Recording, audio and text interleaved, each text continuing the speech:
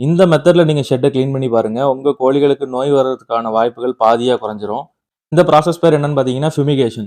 அதாவது இதுல வந்து 2 கெமிக்கல் தான் யூஸ் பண்ண போறோம். இதுல என்ன ப்ளஸ்ன்னு பார்த்தீங்கன்னா, நார்மலா நம்ம ஷெட்ட எப்படி கிளீன் பண்ணுவோம்?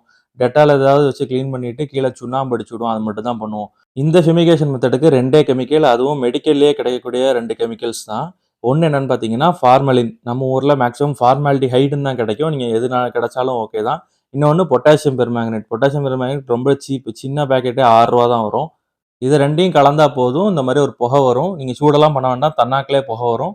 இந்த கெமிக்கல் ரியாக்ஷன் ஷெட்டோடைய கூரையில இருக்கிற கிருமிகள முதற்கொண்டு கொன்றும். எவ்வளோ கலக்கணும் அப்படிங்கிறத பார்க்கலாம். ஃபார்மலின் இல்ல ஃபார்மால்டிகைட் எது கிடைச்சாலும் சரிதான். 40% இருக்கிற ஃபார்மலின் வந்து ஒரு 1/2 லிட்டர் வாங்கிக்கங்க.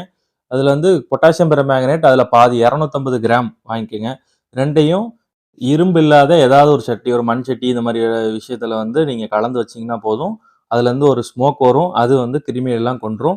முக்கியமான விஷயம் என்னன்னா, மாஸ்க் ஏதாவது போட்டுக்கங்க. கையில கிளவுஸ் போட்டுக்கங்க. இந்த ஸ்மோக் வந்து ரொம்ப நெடி அடிக்கும். கோழிகள் எதுவுமே உள்ள இருக்காத அளவுக்கு பார்த்துக்கங்க. ரொம்ப முக்கியமான கோழிகள் இருந்தா இறந்து போயிரும். இந்த ப்ராசஸ் பண்றதுக்கு முன்னாடி நீங்க ஷெட்ல உள்ள தார்ப்பாய் எல்லாத்தையும் இறக்கி விட்டுட்டு, நீங்க இந்த மாரி ஃபோம் வர வச்சுட்டு, ஷெட்ட நல்லா பூட்டி ஒரு 24 மணி நேரத்துக்கு அப்புறவு தார்ப்பாய் எல்லாம் தூக்கி, கதவெல்லாம் தொறந்து காத்தோட்டம் ஆக்கிட்டு, அதுக்கப்புறமா தான் நீங்க மறுபடியும் உள்ள போணும். இத பத்தின டீட்டெயில் வீடியோ வேணும்னா கமெண்ட்ல சொல்லுங்க. Thank you.